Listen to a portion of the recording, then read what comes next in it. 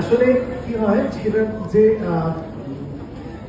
সবসময় খুব যে গুছিয়ে কথা বলার থাকে তা নয়, কিন্তু এই ছবিটা আপনারা জানেন যে মানে এই যে আপনারা এসেছেন এটা কিন্তু ছবিটার কথা শুনে, ছবিটার জন্য যে আমরা প্রচুর খুব প্রচার করেছি, যেটাকে এখন পোশাকি ভাষায় প্রমোশন বলে, সেরকম পরিকল্পনা ছিল না। আচ্ছা, তার আগে বলি যে ও হচ্ছে অন্নপূর্ণা, যে পরিচালক।